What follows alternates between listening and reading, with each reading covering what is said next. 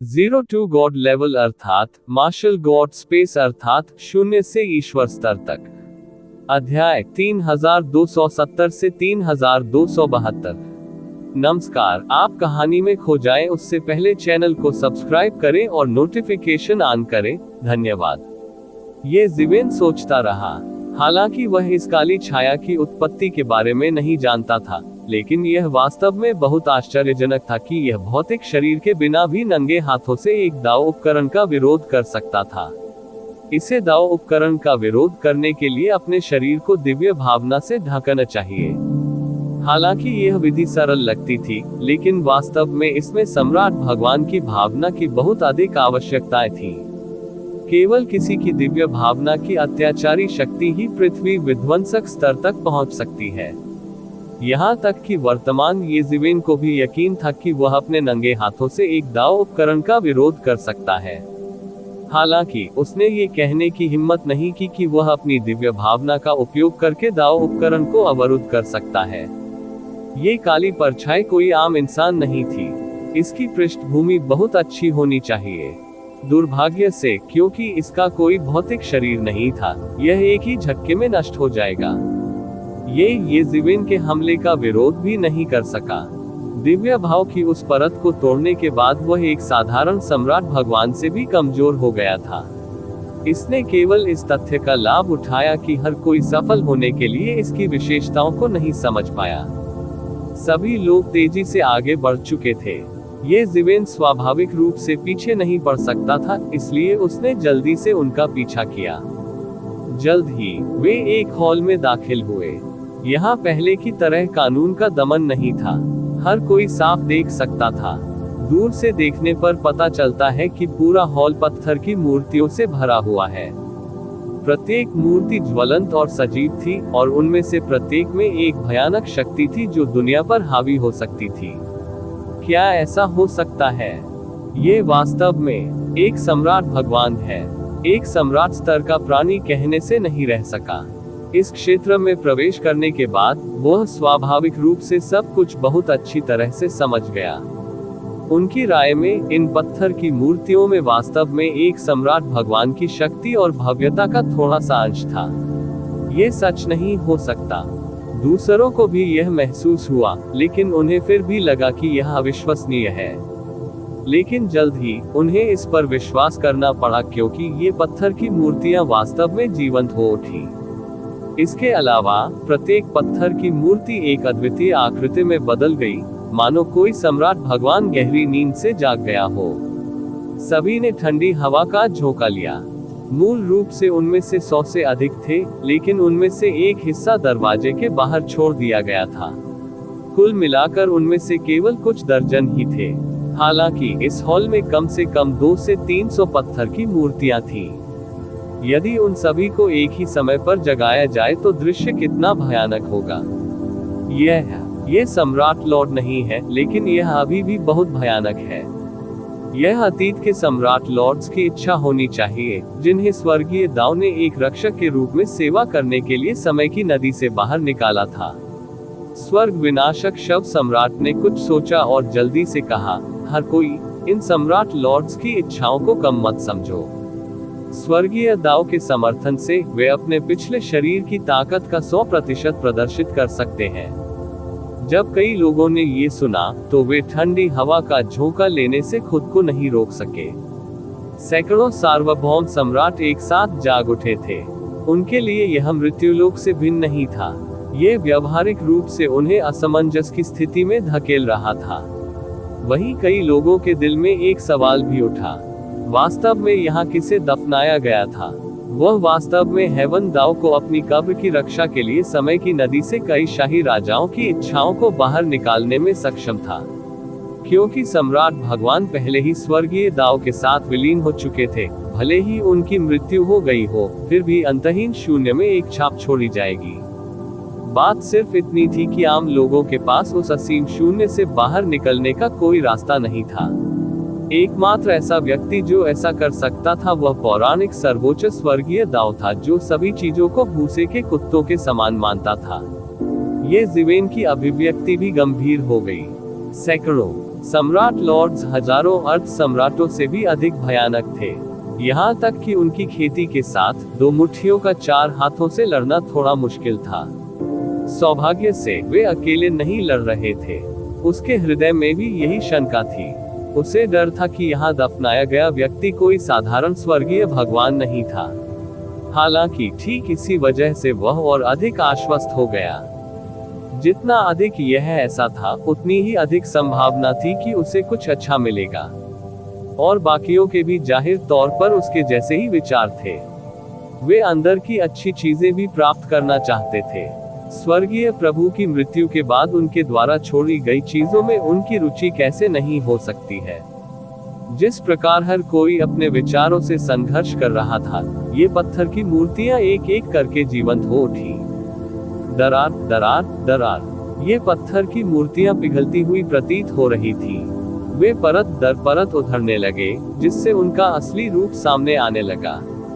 सैकड़ों सम्राट लॉर्ड तुरंत चले गए। क्या शानदार दृश्य था। सम्राट लॉर्ड्स की सैकड़ों पत्थर की मूर्तियां, साथ ही ये ज़िवेन और अन्य वास्तविक सम्राट लॉर्ड्स, सभी एक चौंकाने वाली लड़ाई में बदल गई। ये पूरा दृश्य शायद एक ऐसा दृश्य था जो अनगिनत वर्षों में शायद ही कभी देखा गया हो। सृजन के इस पथ पर सभी की साधना प्रतिबंधित थी।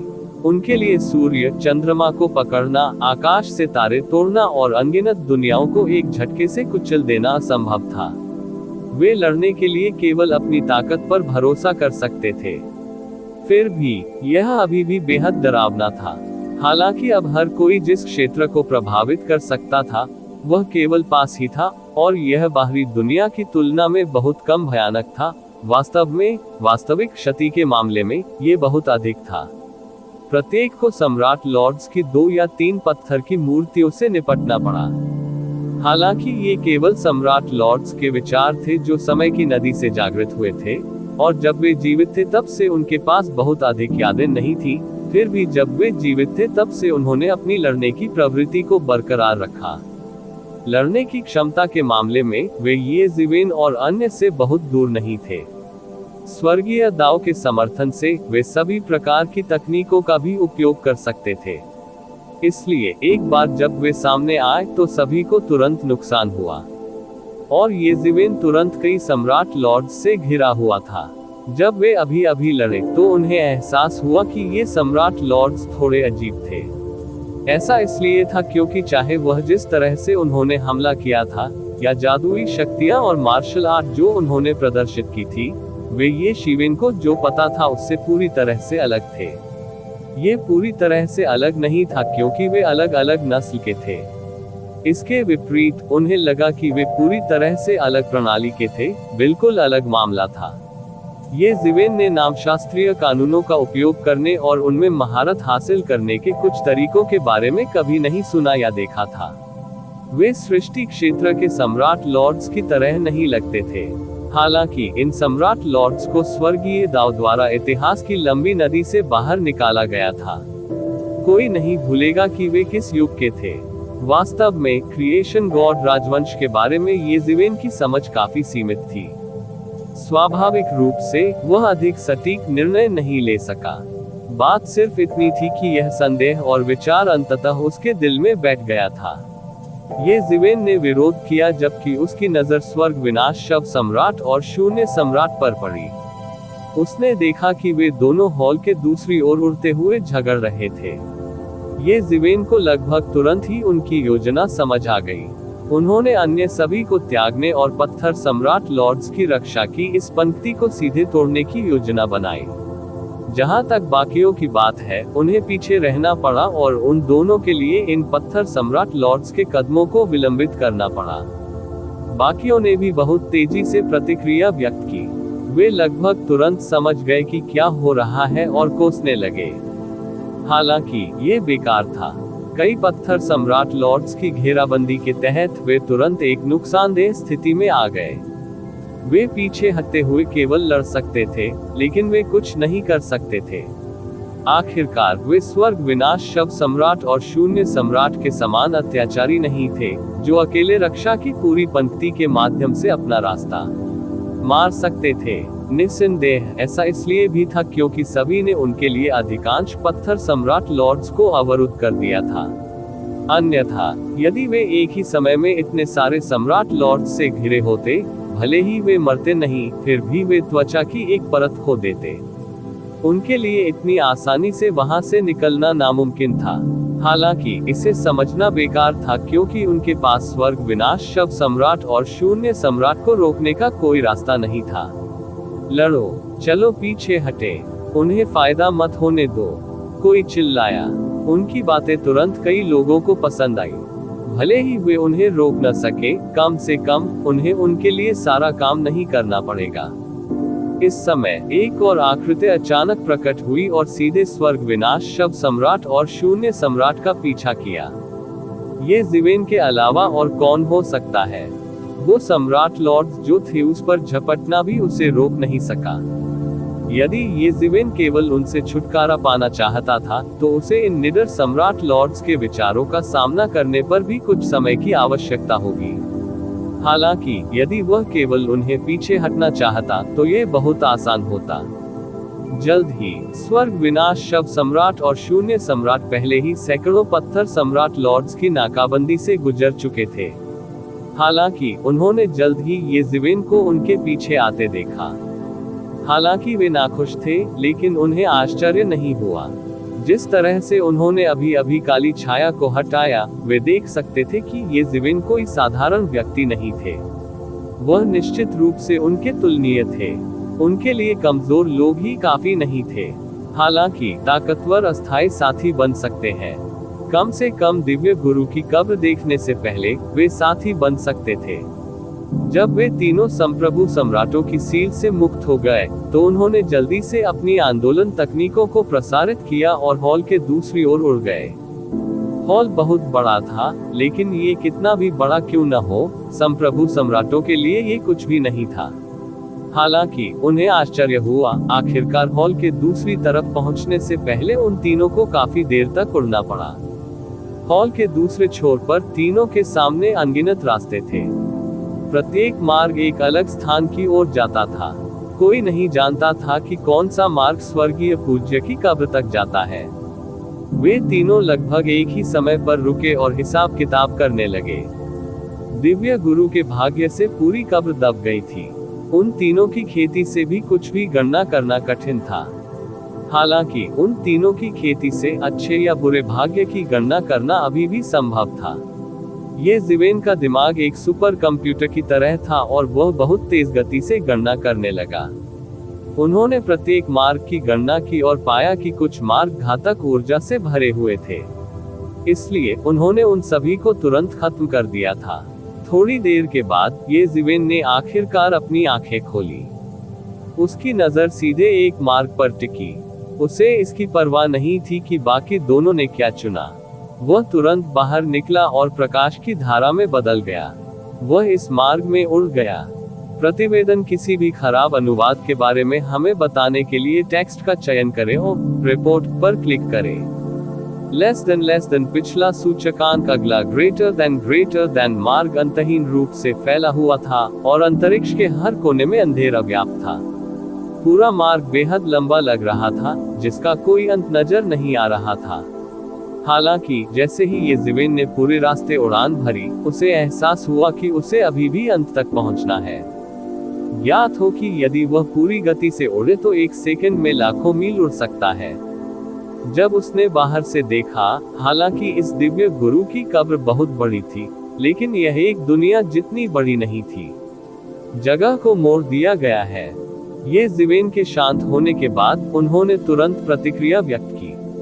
ये बिल्कुल मायावी व्यूह में प्रवेश करने जैसा था और लगातार एक ही स्थान पर वृत्ताकार चक्कर लगाता रहता था। लेकिन वास्तव में ऐसा नहीं था, क्योंकि यह एक वास्तविक जगह थी जिसे मोड़कर बदल दिया गया था। इसलिए चाहे वह कैसे भी उड़े, वह बाहर नहीं उड़ सकता था। ये किसी भ्रमजाल की तरह नहीं था जिसका उपयोग लोगों की आंखों को भ्रमित करने के लिए किया जाता था। पूरे स्थान की तह को प्राकृतिक कहा जा सकता है और कृत्रिम नक्काशी का कोई निशान नहीं था। इसे क्रैक करना बेहद मुश्किल था। हालांकि एक सम्राट लॉर्ड के लिए जिसने ये ज़मीन के स्तर तक खेती की थी। हालांकि यह थोड़ा परेशानी भरा था, लेकिन ये कोई बड़ी बात नहीं थी। नोट की गणना करने, नोट से गुजरने और मार्ग के अंत तक पहुंचने में उसे केवल कुछ सेकंड लगे। इस अंतहीन मार्ग के अंत तक पहुंचने के बाद अंधेरा पूरी तरह से उसके पीछे चला गया। वह एक अलौकिक अंतरिक्ष में पहुंचे। पूरा क्षेत्र परिलोक जैसा लग रहा था।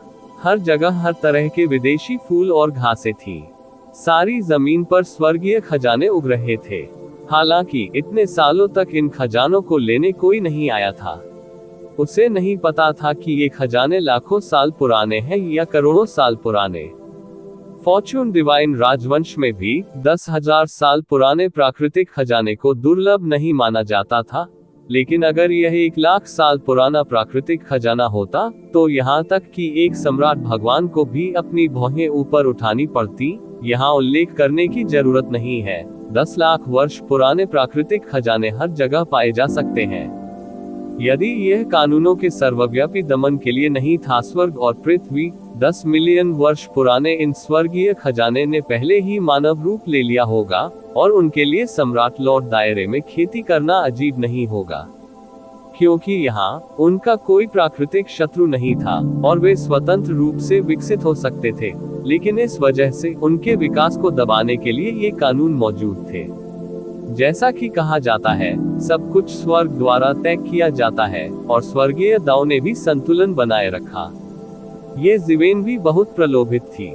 यदि पूरे अंतरिक्ष के सभी स्वर्गीय खजाने बेच दिए जाएं, तो कीमत लेवल 2 ड्रैगन नसों के दर्जनों से अधिक हो सकती है। भले ही वे बेचे न गए हों, भविष्य में उन्हें माउंट गुजो में ले जाया जा सकता है और मानव जाति की नींव बन सकती है। इसके साथ मानव जाति की नींव निश्चित रूप से रातों रात पूर्वी डोमेन के मध्य से छलांग लगाकर पूर्वी डोमेन के शीर्ष पर पहुंच जाएगी। जो भी कृषक खेती करना चाहता था, वह संसाधनों के बिना नहीं कर सकता था। यह विशेष रूप से चरम विशेषज्ञों के लिए था।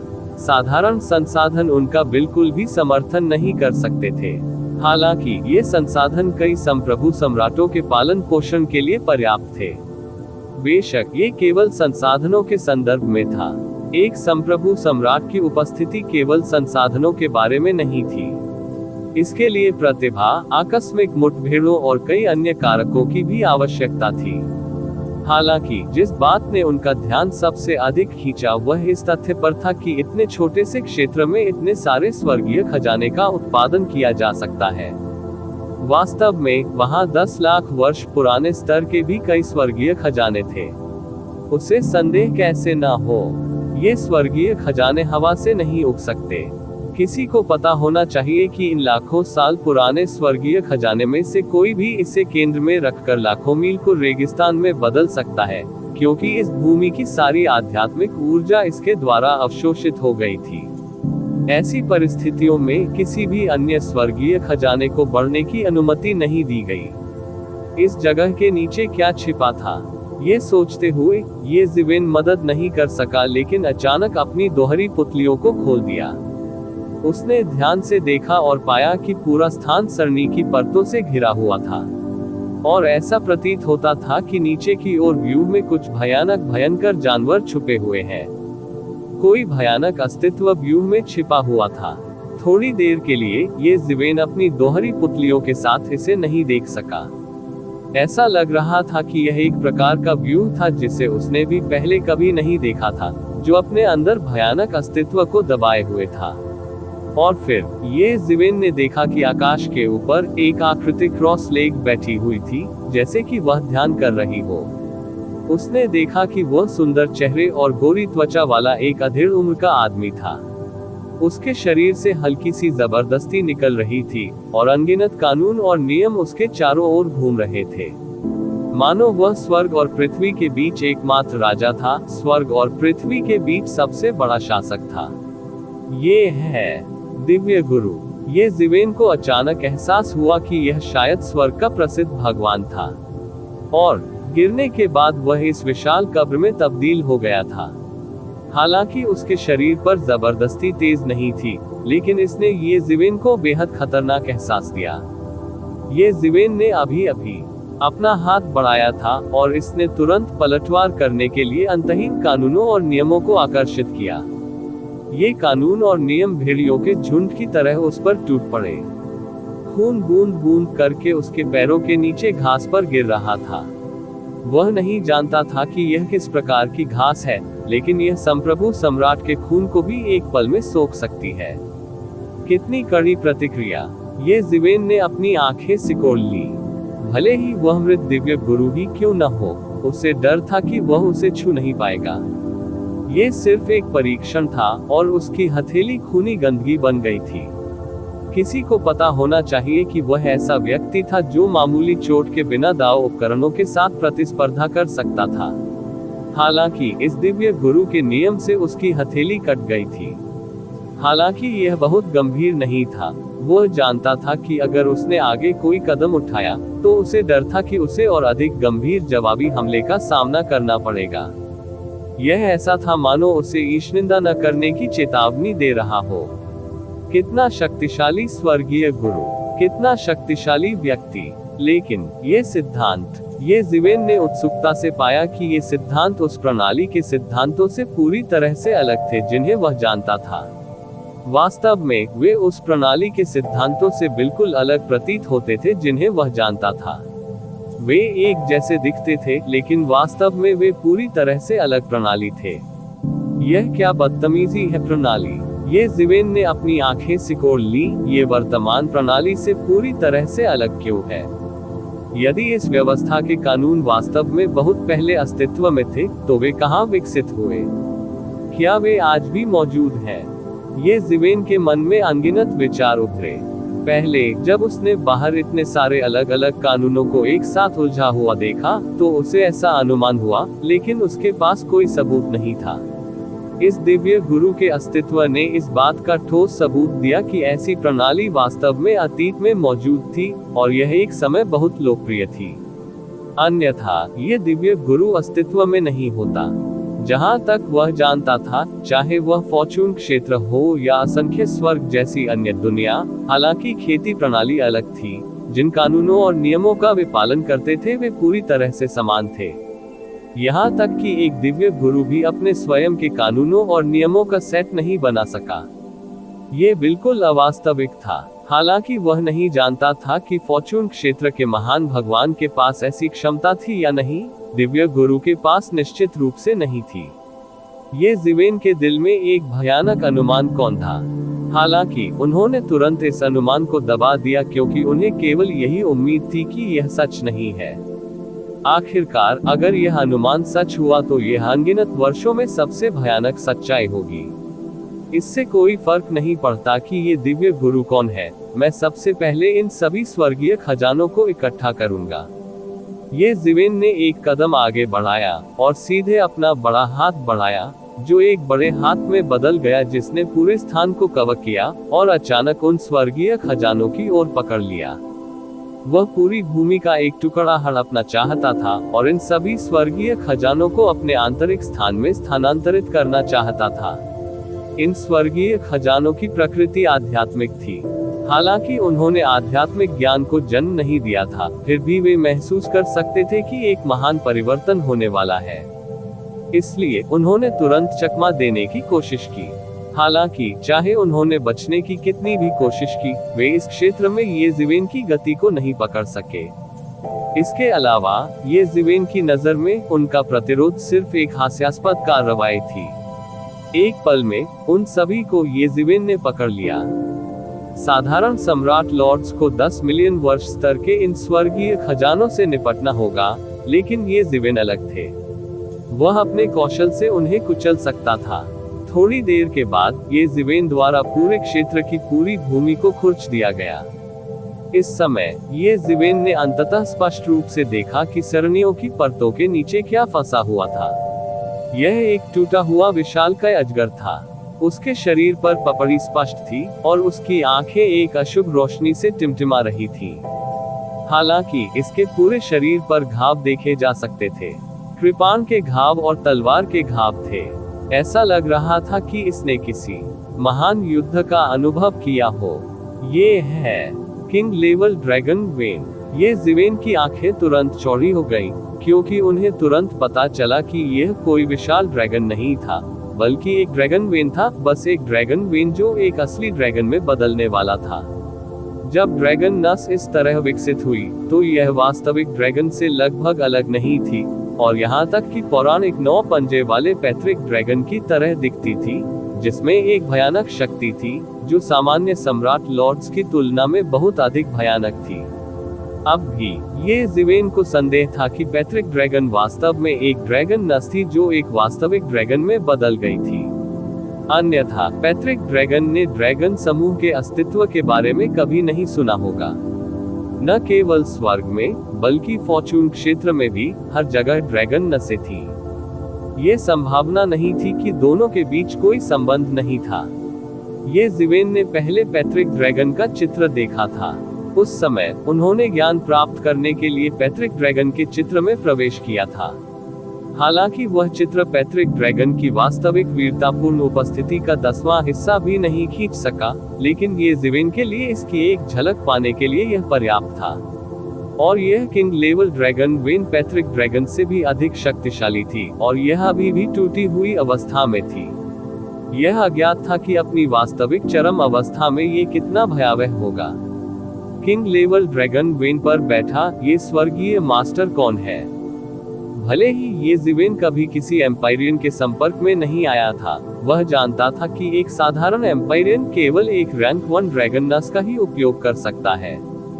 फॉर्चून गॉड राजवंश के लंबे इतिहास में किंग ग्रेट ड्रैगन वेन्स को पौराणिक माना जाता था, और वे शायद ही कभी सार्वजनिक रूप से दिखाई देते थे। और हर कोई जानता था कि फॉर्चून डिवाइन कैपिटल के तहत वहां फॉर्चून गॉड राजवंश की नियति को दबाने वाला एक किंग लेवल ड्रैगन वेन था। प्रतिवेदन किसी भी खराब अनुवाद के बारे में हमें बताने के लिए टेक्स्ट का चयन करें और रिपोर्ट पर क्लिक करें। लेस देन पिछला सूचकांक अगला ग्रेटर देन फॉर्चून गॉड राजवंश की शक्ति के साथ भी उन्हें नियति को दबाने के लिए किंग लेवल ड्रैगन वेन का उपयोग करना पड़ा। कोई भी किंग लेवल ड्रैगन वेन की बहुमूल्यता की कल्पना कर सकता है। भले ही इस आधे टूटे हुए किंग रैंक ड्रैगन नस की तुलना फॉर्चून डिवाइन राजवंश को दबाने के लिए इस्तेमाल किए गए किंग रैंक ड्रैगन नस से नहीं की जा सकती, फिर भी यह एक व्यक्ति के लिए बहुत बड़ा सौभाग्य था। कोई आश्चर्य नहीं कि यह इतने सारे खजाने पैदा कर सकता है। यह एक किंग लेवल ड्रैगन वेन होना चाहिए। ये जिवेन की आंखें अचानक चमक उठी। हालांकि इस किंग लेवल ड्रैगन वेन को बाहर निकालना आसान नहीं होगा। ये जिवेन ने अपने दिव्य विचारों से सरणियों को स्कैन किया और पाया कि वे पूरी तरह से नष्ट हो गए थे। स्वर्गीय गुरु के आसपास के नियमों और सिद्धांतों की तरह इन सरणियों में बेहद मजबूत आक्रमण शक्ति थी। वे उन लोगों से बिल्कुल अलग थे जो ये जिवेन के पास अब थे। इसे भूल जाओ, मैं पहले इसे आजमाऊंगा। मुझे डर है कि बाकी लोग थोड़ी देर में आ जाएंगे। ये जिवेन ने तुरंत कार्रवाई करने का फैसला किया। जैसा कि कहा जाता है, एक लंबी रात सपनों से भरी होती है। स्काई सील को पलटना। ये जिवेन ने लापरवाही से ओवरटर्निंग द स्काई सील की एक मुहर बनाई। यह माउंट ताई की तरह बड़ा और बड़ा होता गया, और फिर नीचे सरणियों की परतों में भयंकर रूप से गिर गया। बूम! एक तेज धमाके के साथ पानी की सतह पर लहरों की तरह लहरों की परतें उभर आई। भयानक प्रभाव लहरों में बदल गया और नष्ट हो गया।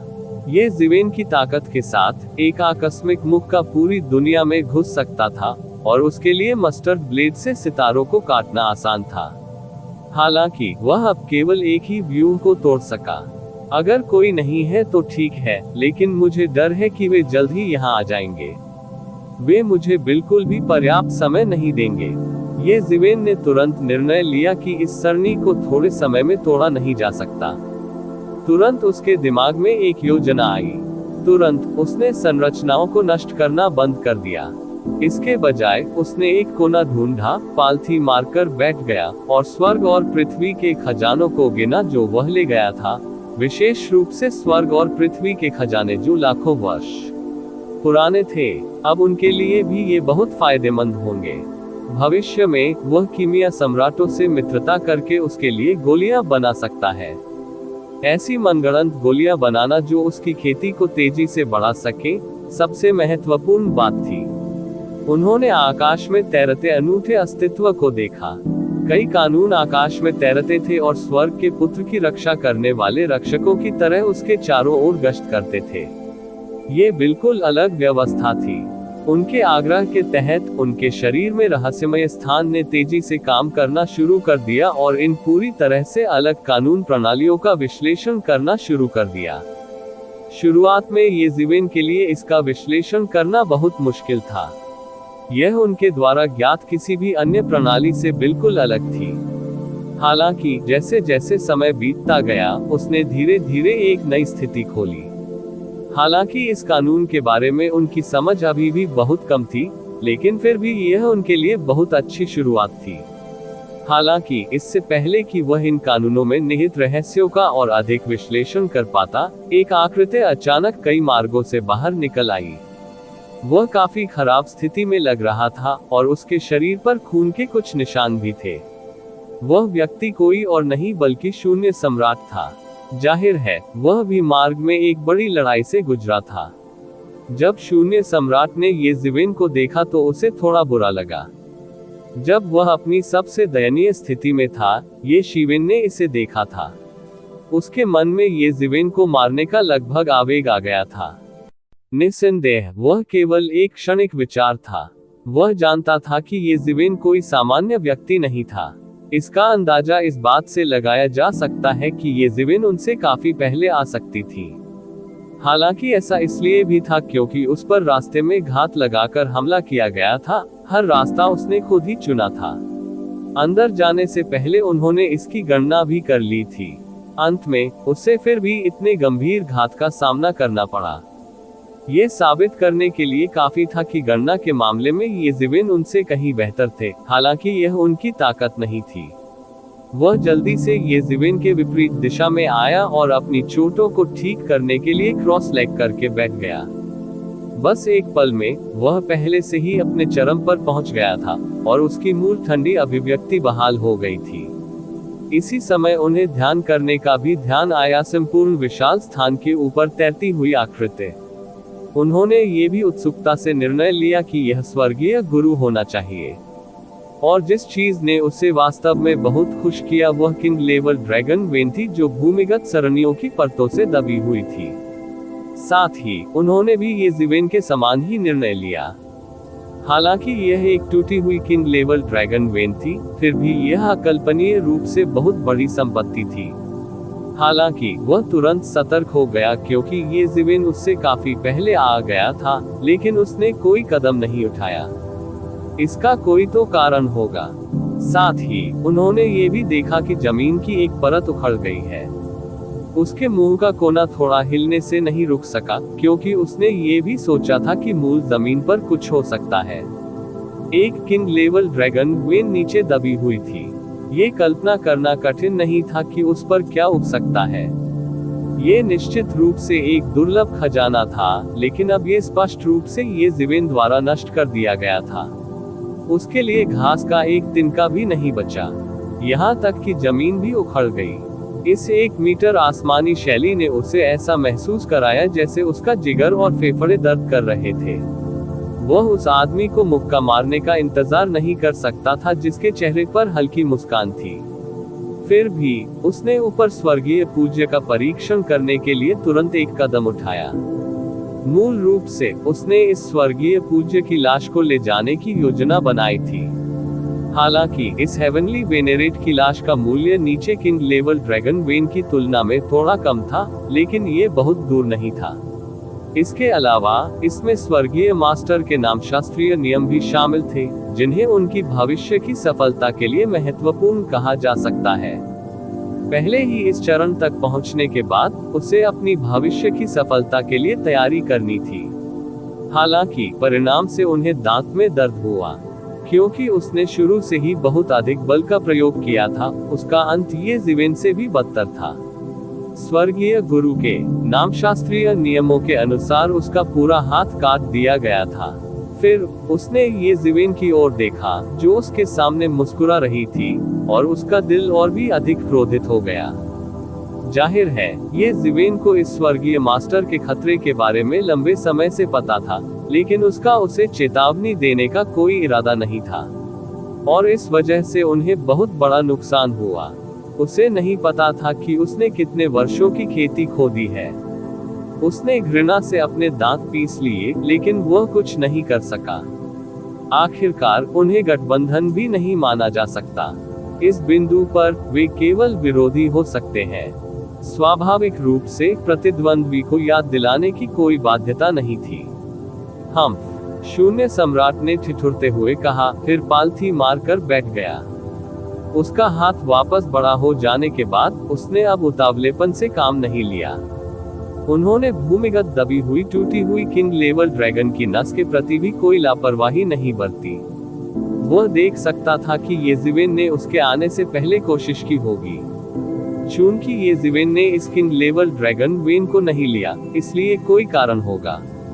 येजिवेन की ताकत के बावजूद भी वह कुछ नहीं कर सका। हालांकि शून्य सम्राट ने सोचा कि उसे येजिवेन से अधिक मजबूत होना चाहिए, लेकिन उसने यह नहीं सोचा कि वह इसे आसानी से तोड़ सकता है। सबसे महत्वपूर्ण बात यह है कि वह ये भी देख सका कि ये संरचनाएं सरल नहीं थी। उस स्थिति में वह दोबारा जाकर खुद को शर्मिंदा नहीं करेगा। अचानक एक और आकृति उड़कर अंदर आई। यह कोई और नहीं बल्कि स्वर्ग को नष्ट करने वाला शव सम्राट था।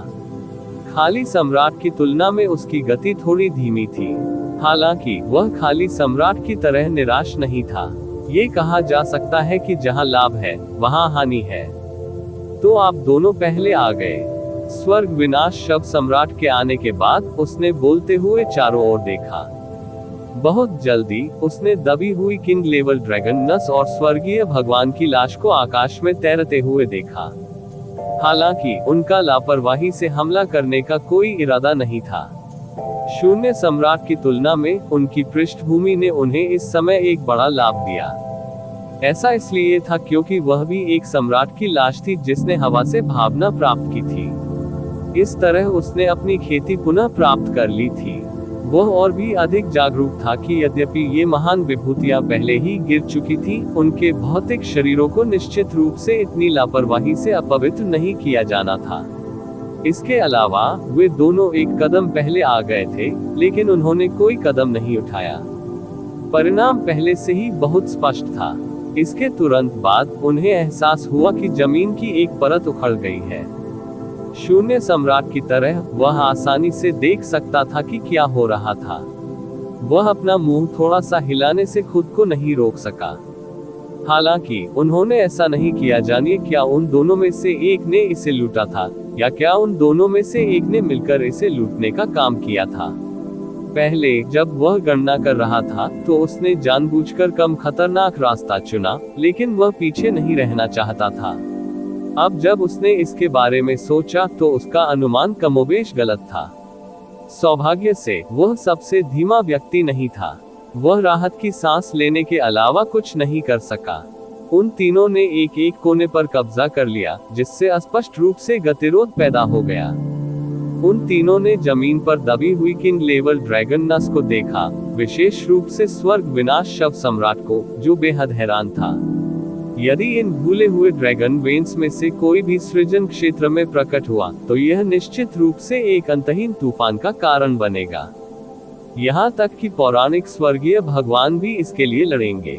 सौभाग्य से ये सृजन का मार्ग था, अन्यथा उन्हें ऐसे खजाने प्राप्त करने का मौका कैसे मिल सकता था? उन तीनों ने कुछ देर तक इंतजार किया और अन्य संप्रभु सम्राटों ने दूसरे मार्गों से उड़ान भरी। वे सभी दयनीय स्थिति में थे। प्रत्येक मार्ग इस स्थान तक नहीं जाता था। कुछ मार्ग एक गतिरोध की ओर ले गए। इसके अलावा भले ही वे इस स्थान तक पहुंच सके, लेकिन कई मार्ग खतरे से भरे हुए थे। शून्य सम्राटों की खेती के बावजूद वे इस बात की गारंटी नहीं दे सकते थे कि वे उन स्थानों से बेदाग गुजर सकते हैं। इसके अलावा अन्य सम्राट लॉर्ड्स भी थे जिनकी खेती बहुत कम थी। मूल रूप से वहां दर्जनों सम्राट लॉर्ड्स थे, लेकिन पत्थर की मूर्तियों और मार्गों से गुजरने के बाद केवल 50 से कम लोग ही इस स्थान तक पहुंच सके। इन सम्राट लॉर्ड्स के आने के बाद उन्होंने तुरंत आकाश में स्वर्गीय भगवान और जमीन पर किंग लेवल ड्रैगन वेन की खोज की। वे तुरंत उत्साहित हो गए, ये परीक्षण करने के बाद कि आकाश में स्वर्गीय भगवान की लाश कोई ऐसी चीज नहीं थी जिसे वे छू सके। वे सभी जमीन पर किंग लेवल ड्रैगन वेन के ऊपर की संरचना पर हमला करना शुरू कर दिया। Boom boom boom. ये ज़िवेन की ताकत के साथ, ये कुछ ऐसा नहीं था जिसे थोड़े समय में किया जा सकता था। हालांकि दर्जनों सम्राट लॉर्ड्स ने एक के बाद एक कार्रवाई की थी और सम्राट लॉर्ड्स को संरचना को पूरी तरह से नष्ट करने में केवल एक क्षण लगा। गर्जन। जैसे ही ड्रैगन किंग की नाड़ी चलने लगी, एक गगनभेदी दहाड़ सुनी जा सकती थी।